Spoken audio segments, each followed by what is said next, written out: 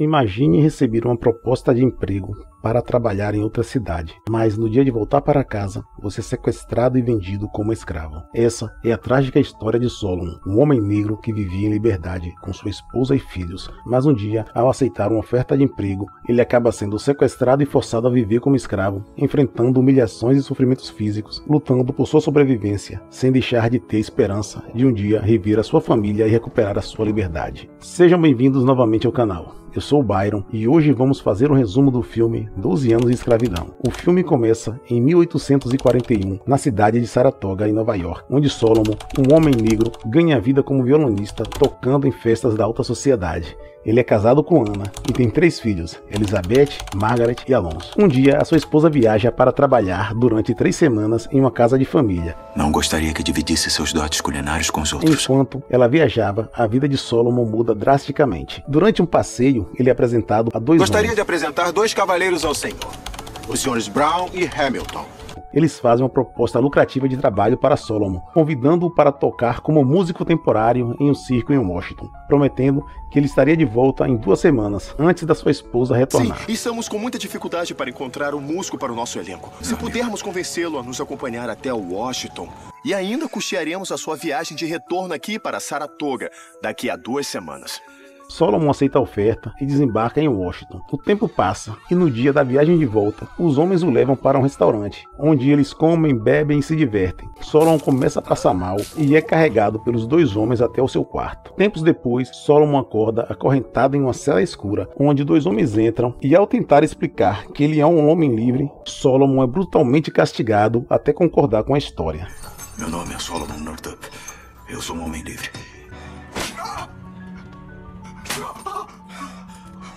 Logo depois, ele é colocado junto com outros escravos, John, Clemens e um menino chamado Brandon. Inicialmente, Solomon ainda acredita que Brown e Hamilton não estejam envolvidos em seu sequestro, mas Clemens tenta fazê-lo enxergar a realidade, perguntando se ele conhecia realmente os homens. Eles não me raptaram, eles eram artistas. Eram parceiros de shows. Uma mulher negra chamada Elisa chega ao cativeiro acompanhada de sua filha e se junta a Brandon. Durante a noite, eles são acordados e levados para o navio negreiro, onde ficam confinados com outros escravos. Clemens alerta Solomon para não revelar que sabe ler e escrever. E não conte que sabe ler e escrever. A não ser que queira ser um negro morto. Eles conhecem Robert, um escravo que tenta convencê-los a se rebelar e tomar o navio. Contudo, o plano é rapidamente abandonado. Durante a noite, os traficantes descem ao porão para abusar de Elisa. Robert tenta impedir, mas é esfaqueado e morto. Na manhã seguinte, Solomon e Clemens jogam o corpo do homem no mar. Ao chegarem no porto, um homem chama por Clemens e apresenta o documento para o capitão, comprovando que é proprietário dele. O capitão ordena imediatamente a liberação de Clemens, que abraça o seu dono e sai sem olhar para trás, abandonando Solomon. Em seguida, Solomon, Elisa e seus filhos são levados por um traficante de escravos chamado Freeman. Durante as negociações, Freeman muda o nome de Solomon para Black. Meu nome não é Platt, meu nome é... Seu nome é Platt. O grupo é levado para a fazenda, onde, após um banho, eles são expostos à venda como mercadoria. Um fazendeiro chamado Ford compra Solomon e Elisa. A mulher implora, prometendo ser a escrava mais fiel de todas, na esperança de que ele também compre seus filhos. Não me compre se não comprar os meus Elisa, filhos quieta! também. Mas antes que Ford possa responder, outro homem se aproxima e compra Brandon, o filho de Elisa. Ford ainda tenta comprar a menina, mas movido pela ganância, Freeman decide não vender devido à sua beleza e à cor de pele, sabendo que ela poderá ser vendida futuramente por um valor Eu mais não alto. posso vender a menina. Eu ainda vou faturar muito depois, quando vender essa garota. Elisa se desespera, sendo preciso ser contida pelos outros escravos. O grupo é levado para a fazenda de Ford, onde são recebidos por um capataz chamado Tibbets. Solomon é forçado a trabalhar no corte de árvores, sob o olhar atento e ameaçador do capataz. Enquanto os escravos suam e lutam contra o cansaço, o capataz os obriga a bater em palma, enquanto ele entoa uma canção macabra que serve como um aviso sinistro para qualquer tentativa de fuga. Nigga run, nigga flow, nigga tore his shirt in two. Run, run. Com o tempo, Solomon começa a se acostumar com a rotina da fazenda e dá uma ideia para Ford reduzir o custo no transporte, sugerindo usarem o rio para transportar os troncos. Tibbets se opõe, mas Ford acaba aceitando a sugestão de Solomon. A ideia de Solomon dá certo, e como agradecimento, Ford lhe dá um violino, permitindo que ele anime as tardes com os outros escravos. A cada dia que passa, Elisa chora cada vez mais, sentindo a falta dos seus filhos. Solomon, irritado, tenta convencê-la a parar de chorar, insistindo que, por mais cruel que fosse a situação, Ford tratava seus escravos de uma forma decente. Mas Elisa, com os olhos cheios de lágrimas, fala as verdades cruéis na cara dele. O Sr. Ford é um homem decente. É o dono de escravo! O pior acontece. Em uma tarde, durante um dos sermões de Ford, sua esposa fica incomodada com o sofrimento de Elisa e convence o seu marido a vendê-la. Elisa grita por ajuda chamando Solomon, mas, impotente, ele apenas observa. Com o passar dos dias, a raiva do capataz por Solomon só aumenta. Em um acesso de fúria, Solomon arranca o cinto da mão de Tibbets e o golpeia, deixando atordoado e humilhado. Chaplin, o capataz responsável pela vigilância, aparece e ordena que Solomon espere e não tente fugir, pois não teria como ajudá-lo. O ódio de Tibbets culmina em um ato de violência. Com a ajuda de 2 homens, ele espanca Solomon e o leva até uma árvore para ser enforcado. Chaplin chega a ponto de impedir a tragédia, mas deixa Solomon pendurado nas pontas dos pés como punição por ter ousado abater em um homem branco. Ao entardecer, Ford chega para cortar a corda que prendia ao pescoço de Solomon. Ele leva o escravo para dentro de casa, tentando protegê-lo, mas, sabendo que Tibbets não desistiria de matar Solomon, preocupado e sem opção, Ford decide transferir a posse de Solomon para um fazendeiro chamado Epps, conhecido por suas punições brutais, onde os escravos algumas vezes não transferi a sua propriedade para Edwin Epps. Ele vai tomar conta de você. Solomon tenta falar com Ford que ele era um homem livre e que havia sido sequestrado, mas Ford finge não ouvir, preocupado com a promissória, e fala que o problema agora seria de Epps. Eu não sou escravo. Eu não posso ouvir isso. Antes de vir pra cá, eu era um homem livre. Eu estou tentando salvar a sua vida. Agora isso é problema do Edwin Epps. Quando Epps recebe os escravos, ele fala as regras da fazenda, avisando que quem não obedecer pode levar de 40 até 50 chibatadas. No dia seguinte, Solomon vai colher algodão pela primeira vez, mas ele não consegue colher a quantidade mínima. Qual é o mínimo que um negro colhe em um dia? 90 quilos. Eles precisam colher pelo menos 90 quilos e nunca menos do que o dia anterior. Se não conseguirem, são brutalmente chicoteados. Fez 66 ontem. Leva ela. Conhecemos Patsy, uma escrava que sempre consegue colher o dobro dos outros escravos, sempre recebendo elogios do senhor, que a deixa desconfortável, pois é perceptível a todos que ele tem uma atração por ela. Rainha do campo é o que ela é. A negra das negras. De noite, Epps entra na senzala e obriga todos os escravos a irem até a casa grande. Lá, ele faz uma festa e ordena que eles dancem. Durante a festa, Epps não consegue tirar o olho de Patsy, o que deixa sua esposa furiosa. E cheia de ciúmes, Mary pega uma garrafa de vidro e joga no rosto da escrava, e pede para Epps vender Patsy, mas ele se recusa, dizendo que prefere se livrar da sua esposa do que da sua escrava que mais produz, e simplesmente continua a festa. Vai tirar essa nega safada da minha fazenda, ou eu vou voltar para Cheneville. Não precisa ficar assim por causa da Patsy, meu amor. Porque eu me livro de você antes de mandar ela embora. Na manhã seguinte, Mary pede a Solomon para ele ir até o armazém. Durante o caminho, Solomon tenta fugir, mas se depara com 2 escravos que haviam sido capturados por um capitão do mato. O homem chama Solomon, mas o libera quando percebe que ele está usando o colar de identificação. Em choque, Solomon desiste de tentar fugir, com medo de ter o mesmo fim trágico dos escravos. Ele volta para a fazenda depois de fazer as compras, mas ele tira uma folha de papel na esperança de um dia usá-la para escrever uma carta. Em um dia, Epps manda Solomon para a fazenda de um homem chamado Shaw buscar Patsy, pois Shaw se casou com uma escrava, e isso deixa Epps com ciúme que ele possa tentar dormir com Patsy. Após algum tempo, Solomon consegue convencer Patsy a voltar para a fazenda com ele. Eu sei como é ser objeto das preferências e caprichos do senhor. Uma visita fogosa à noite ou uma visita com um chicote. Durante a noite, Epps realiza outra festa, mas desta vez, Mary manda servir bolo a todos os escravos, exceto Patsy, e com ciúme, ela corta o rosto da escrava. À noite, Patsy, exausta e desesperada, pede para Solomon acabar com sua vida, pois ela não aguenta mais os abusos de Epps e Mary. Comigo. Me enterra num lugar solitário para eu descansar. Eu não vou fazer isso. Como entrou num desespero tão grande? Por que quer me condenar à danação cometendo esse ato? Faz o que eu não tenho forças para fazer sozinho. Na colheita seguinte, uma praga se alastra na plantação de Epps, fazendo com que ele perca 2 colheitas. Com pouco dinheiro, ele empresta alguns escravos para o juiz, que paga pelo serviço dos homens. Fazenda, Solomon trabalha no corte de cana, e durante o almoço, ele tem a ideia de usar o suco da amora como tinta, mas infelizmente não dá certo. Durante a noite, Solomon fica com insônia e uma escrava pega a mão dele para satisfazê-la.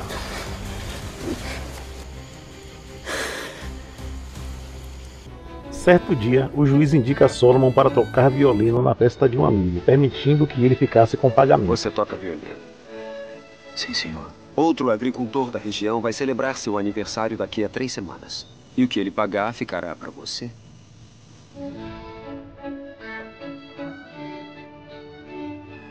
Depois da colheita, os escravos retornam para a fazenda de Epps, onde vemos Patsy com aparência sofrida, mostrando que seu sofrimento apenas piorou. Ah, que dia feliz.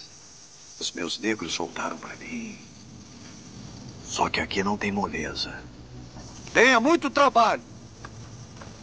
A safra de algodão começa e Solomon está de volta aos campos. Desta vez, há um operário branco chamado Armsby, que está ali para ganhar alguns trocados. No final do turno, na hora da pesagem, apesar de colher bem menos que qualquer outro escravo, ele é poupado das chibatadas. Armsby? 29 quilos. Com o tempo, você vai ser um bom catador. Põe mais esforço, rapaz. Sim, senhor. Nos aposentos, Armsby começa a cuidar das feridas de Solomon. Ele aparenta ser um homem decente e um bom ouvinte, o que leva Solomon a confiar nele. Como chegou nessa posição, se me permite perguntar? Eu fiquei dependente demais do uísque. Apesar do serviço de capataz ser importante, não é fácil de suportar. Solomon conta sua história a seu novo amigo e pede para ele levar uma carta para o norte, na esperança de ser resgatado. Então, Solomon pega o dinheiro que recebeu e dá como pagamento para Armsby, pedindo o segredo. O que eu preciso é de um benfeitor.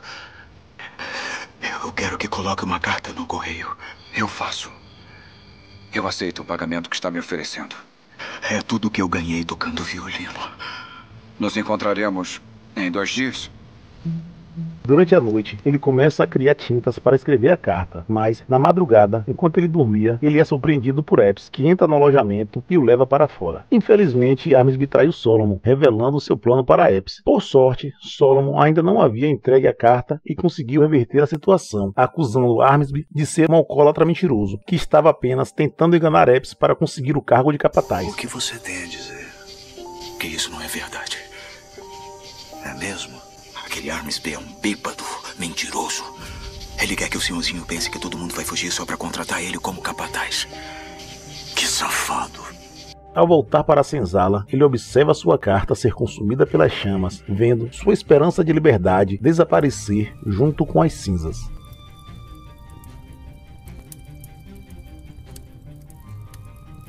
Tempos depois, em uma dessas reviravoltas da vida, Solomon está ajudando a construir uma estrutura sob a supervisão de um homem branco chamado Bess. Bess possui opiniões contrárias à de Epps, e suas conversas despertam o interesse de Solomon. Se vamos conversar sobre o que é fato e o que não é, que direito você tem de possuir negros, se essa é a questão? Eu sou o dono deles. E você diz isso com orgulho? Digo como um fato. Só estou perguntando, aos olhos do Criador, qual é a diferença?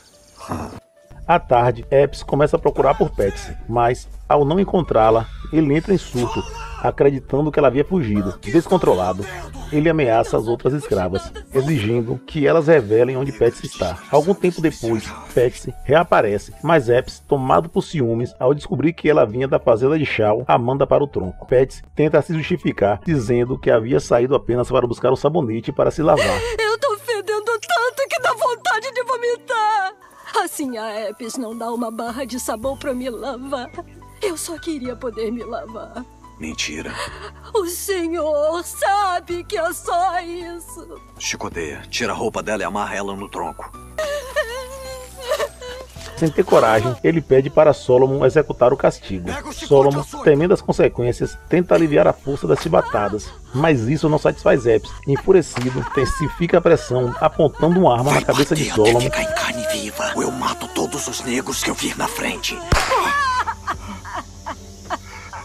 Tomado pelo ciúme, incentivado pela pressão de sua esposa, Epps perde o controle e arranca o chicote da mão de Solomon e desfere golpes brutais contra Patsy, dilacerando suas costas até que sua carne e osso fiquem expostos. Ao presenciar o sofrimento que sua amiga suportava apenas por causa de um sabonete, Solomon se sente um covarde. No entanto, essa cena de brutalidade reacendeu uma chama dentro dele, uma determinação silenciosa de voltar a lutar por sua liberdade. Mais tarde, enquanto estava sozinho com Bess, Solomon aproveita a oportunidade e conta sua história. Ele pede para Bess ajudá-lo, escrevendo uma carta a seus amigos em Saratoga.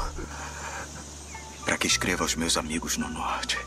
Sua história é espantosa, mas o que está me pedindo, eu confesso que me assusta. Eu vou escrever sua carta sim. Após concluir o trabalho, Bess parte deixando Solomon na incerteza, e com o passar do tempo sem notícias, Solomon teme ter sido traído novamente, enquanto as lágrimas molham seu rosto, levando junto sua esperança. Tempos depois, enquanto lavrava o solo, um homem chama por Solomon, que responde, e ao se aproximar, ele percebe que se trata de um xerife acompanhado por Parker, um comerciante de Saratoga, amigo de Solomon. Após algumas perguntas, o xerife se convence da identidade de Solomon, que emocionado corre para abraçar o seu amigo. E antes de partir, Patsy aparece e implora para ser levada junto. Solomon desce da carruagem para abraçá-la pela última vez. Solomon, agora livre, é levado para casa. Do lado de fora, parece consumido pelo impacto de sua experiência.